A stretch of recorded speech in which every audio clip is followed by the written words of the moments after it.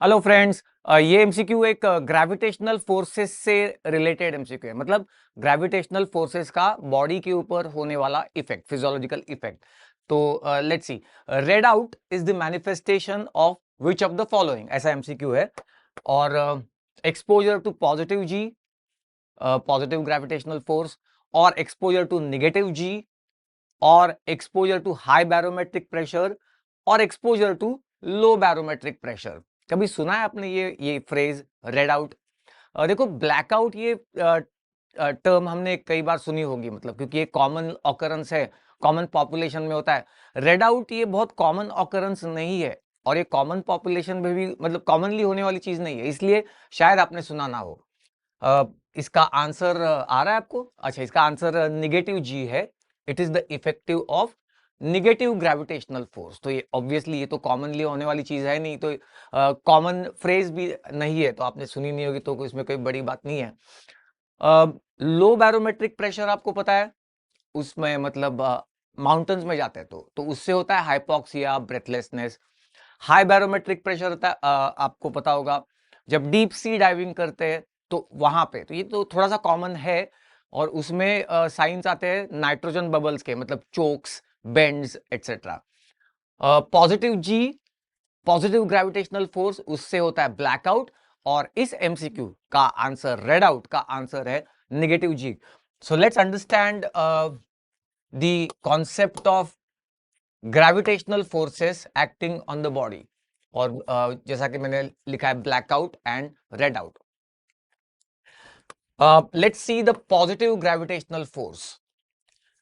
हम अर्थ पे है, ग्रेविटेशनल फोर्स हमारे ऊपर एक्ट करता है वर्टिकली टुवर्ड्स द ग्रेविटी। तो ये जब towards the gravity we are being pulled down towards by the gravity itself, ये फोर्स है पॉजिटिव ग्रेविटेशनल फोर्स। और उससे इफेक्ट क्या होता है, और ये कब होता है, जैसे कि स्टैंडिंग फॉर लॉन्ग ड्यूरेशंस वगैरह, इसमें होता है अक्सर कि gravity is pulling us down constantly, और उस वजह से फिजियोलॉजिकल सिस्टम्स में असर होता है। मेनली कार्डियोवास्कुलर सिस्टम इंपॉर्टेंट है यहां इस एमसीक्यू के लिए, कि भाई पॉजिटिव जी में, पॉजिटिव ग्रेविटेशनल फोर्स में pooling of blood in the lower extremities होता है। ऑब्वियसली ना, gravity is pulling us down, तो हमारे बॉडी पे और सर्कुलेटरी सिस्टम पे भी वो होगा।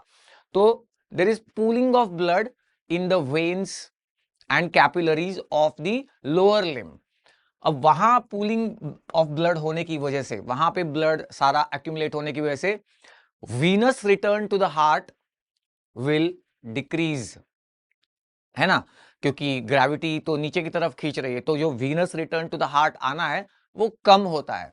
और इसकी वजह से कार्डियक आउटपुट भी कम होता है। आपने सीवीएस अगर पढ़ा होगा थोड़ा बहुत, तो cardiac output is proportional to the venous return, Frank Starling law.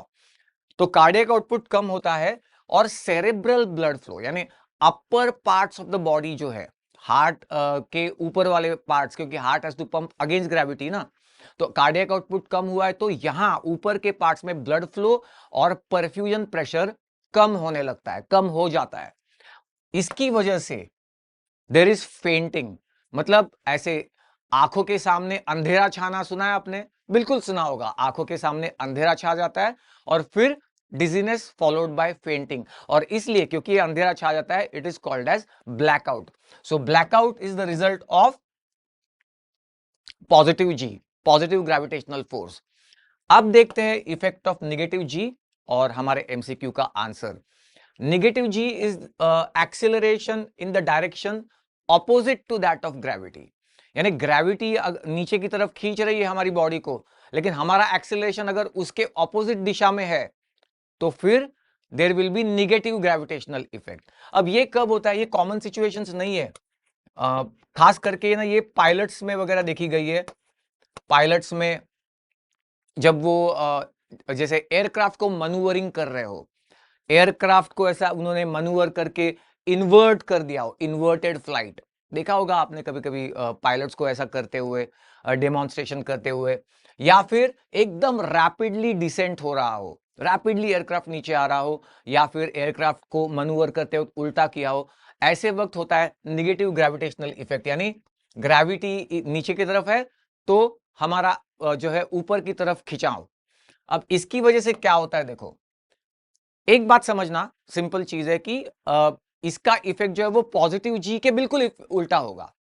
Positive जी में क्या हो रहा था, ग्रेविटी की वजह से blood was pooled in the lower extremities, तो निगेटिव जी में इसका उल्टा होगा, मतलब blood will be more and more blood will come to the heart, मतलब venous return to the heart will increase, और उसकी वजह से क्या होगा, increase cardiac output obviously, and increase blood flow to the head region, ऊपर के reason में ब्लड फ्लो अब ज्यादा होगा, अब मतलब ये निगेटिव जी के इफेक्ट की वजह से, और इसकी वजह से there is increased cerebral perfusion pressure.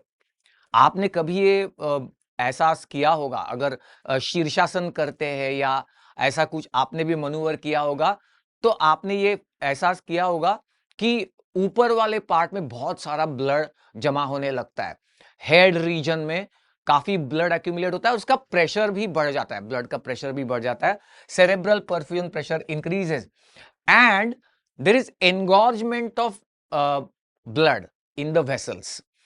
Vessels are engorged with blood. सोचो कि हेड में और आंखों में ब्लड ज्यादा उतर आता है, आंखों में खून उतर आया कहते हैं ना, तो वो तो एक ऐसी फ्रेज है, मेटाफोरिकल है, लेकिन सच में यहां पर ये होता है कि हेड में, आंखों में, रेटाइनल वेसल्स में काफी सारा ब्लड एक्यूमुलेट होता है। और अब सोचो कि रेटाना के blood vessels are engorged with blood, बहुत सारा ब्लड है उसमें, तो क्या होगा, दुनिया लाल लाल नजर आने लगेगी, एंड उसके बाद फेंटिंग भी होगा।